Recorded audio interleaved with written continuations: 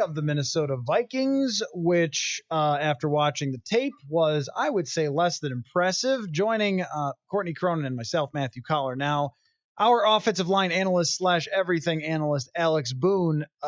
You would just want to go off for 10, 15 minutes here, Alex, on the offensive line play of the Minnesota Vikings on Sunday against the Chiefs, because yikes. Dude, can we just talk about how we got a linebacker walked up in the A-gap? I mean, this dude is stone cold in the A-gap. Like a good 2 heartbeats before the play is even snapped. And my man gets called for holding. This is a linebacker. Dude, that's like my sister. You should be able to destroy a linebacker. And this dude is getting called for a holding. Are we being for real right now? Collier, are we being for real? Bro, I'm fired up today. Okay. I'm fired up. Here, so we're looking for solutions, not problems, Alex. That's like I'm trying to. This is his therapy session. I'm going to try to be like PJ Fleck and have some sayings like that. So like let's talk about solutions, not problems, Alex. Is there any solution to Pat Elflein being picked up like a small child and guided back into the quarterback for a sack by Chris Jones, who is a monster? But that sack right there was the ultimate, dude, I'm not sure you can play this position in the NFL. Bro, yes, there's absolutely an answer. It's called slide to him. Dude, this dude's going to break the bank next year, whether people want to admit it or not. You have to slide to him. You have to respect him. He's a good player. He's coming off a groin injury. I get it. Like, you're like, oh, we're not sure if Chris wants to play today. Chris is still waiting for that contract. Yeah, he wants to play today. Matter of fact, he's going to pick your guard up and throw him into your quarterback. Let's all watch this real quick.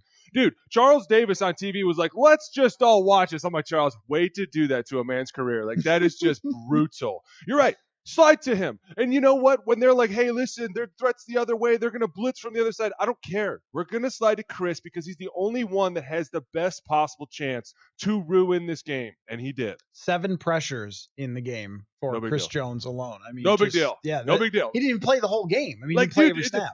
They're going hole in the middle, which is where you basically, as a center, you sit in the middle and you say hole. Everybody knows, hey, listen, technically nobody has the slide. The center gets from there, he gets to decide which way I'm going. And normally, like, the coach before the game will go to him and say, hey, listen, in a whole situation, we want to go to the toughest guys rushing, i.e. Chris Jones, or if they were to have a linebacker walked up there that could potentially pick somebody, like they'd be like, hey, listen, you need to slide that way just in case there's a problem. This dude is sliding the other way on hole. Like, dude, we're not going to talk about how Chris Jones is one of the best D tackles right now in the league. Like, dude, he's having a great game, and you're just going to continue to let him get up. That was not right. And this is the issue that they face every time that they have good interior defensive linemen that they have to go against. I mean, you saw it in Chicago. You're seeing it here in Kansas City. And Pat Elflein is the weak link that we're talking about, but Garrett Bradbury, too. I'm curious as to what you thought when you saw those 2 penalties, because that led to those 3 in the third quarter. That led to I think it was a 16-point swing for Kansas City. And I think Dean Blandino on the broadcast said that he didn't agree with one of them. I think it was the illegal block downfield. So I don't really know if that's something that it's like a teaching point or whatever. But what did you take away, just I guess big picture wise? Because this is not really, they didn't have a lot of penalties this game. They had 3 and it was all on the offensive line.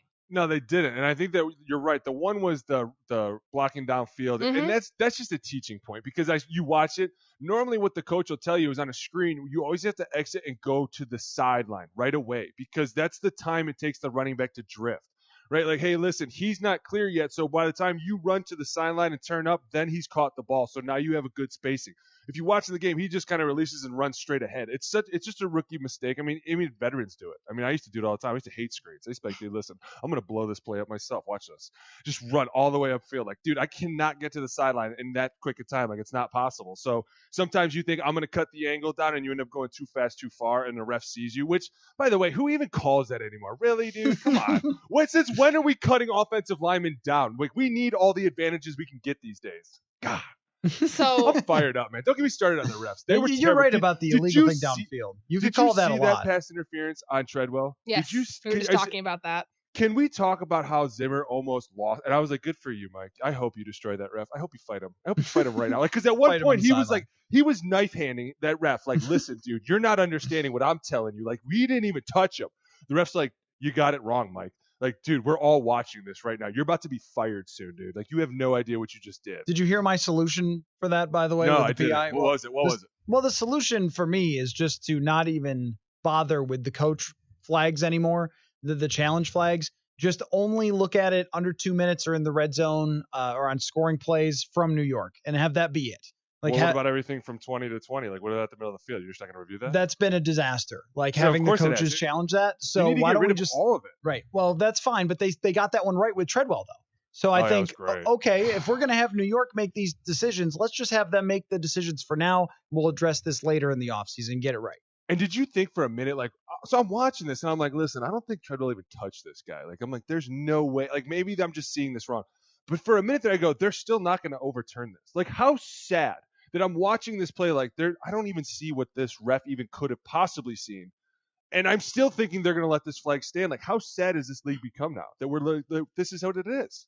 Yeah, I mean, I think on replay, it's very clear that he gets jammed. I think it was Bashad Breeland. Yeah. Because at first I thought Treadwell had an arm on him, and then they slowed it down again. It was very blatant and obvious within the range of, you know, where he started out and to where they made contact that was a clear and just an easy call to overturn. So at least they got that one right. I mean, of the other ones in the game that were called too. I think the other one you were talking about was the offensive pass interference on the Vikings. Well, it was on Sammy Watkins, and it was Kendricks, and he was like, I see that as a penalty. I saw it as a penalty too. Like, I was like, that's kind of egregious. Like, Sammy Watkins just ran right into the side of Eric Kendricks. Yeah. And, you know, I'm like, wait, I'm like, am I the only one that thinks that should be a flag? And then Dean Blandino was like, I see it as a flag. And I was like, man, this has really gotten messed up. And we're all and that's now the moment you know it's not going to get an overturn. Right, because Dean Blandino, the TV rep says it's wrong. Exactly. And he used to be the head of it. Like, if the old head of it's like, yo, I would have thrown a flag, and they're like, there is no flag. You're like, dude, we have officially exploded. Yes. Mine's blown. Yep. We're done. Yep. No more flags. So through 9 weeks, I want to circle back to offensive line play. I looked at the numbers yesterday. Pat Elflein and Garrett Bradbury have given up a combined 40 pressures through 9 weeks. When I tell you a stat like that, what does that do for you thinking beyond the Kansas City game and just kind of what they have to do the rest of the way? Because Kirk was another really good stat that I was kind of boggled by. He was 0 for 9 under duress on Sunday, which was a career worst for him. Like, he's faced pressure before. He's been in situations where he hasn't had a clean pocket. Pocket was collapsing, and he's been able to make plays, but 0 for 9 and then that being a career worst was really troubling to me, because a lot of that is coming from the interior part of the line. And when you have figures that are that high, wouldn't you assume, like, if I'm telling you 20 pressures given up through 9 weeks, that you'd think that's a tackle going against an elite defensive end? Yeah, exactly. And now you're talking about you haven't even really hit the bulk of your schedule that's going to have some tough players, and now you've just exposed your entire offensive line to what? I mean, Kansas City, I'm not thinking sack City. I'm sorry, boys. Like, that's just not the first thing that rings in my ear. But I'm thinking about all the times I'm watching Kirk Cousins just try to get rid of this ball and throw it in duress or throw it with a hand in his face. Like, at some point, you have to make this guy feel comfortable, especially on the road. And we've talked about this on this show, is how important it is to win on the road, because most of the games in the playoffs that you play are going to be on the road. It's very unlikely that you're going to be the Patriots every year holding the 1 or 2 spot. Like, hey, come to us. We will just wait for you to come to us. That's not happening. So when you can't play on the road and all of a sudden you're sketchy the throw to Thielen, what was that? Yeah. Like, dude, you're throwing the ball to Ham like 10 feet over his head. Like, bro, calm down, settle down. That was like the third quarter. At some point, you have to calm down, but I don't think that they really got into that, because you don't get the run game going. And in the back of Kirk's mind, he's like, dude, the run game's not going. The play action's not going to sell anymore. Now I'm going to have to stand back here behind this offensive line, and we're watching Pat Elflein just run into me every play. Like, at some point, he is like, I am going to panic horribly out here. And I think he's doing a good job of keeping it all in.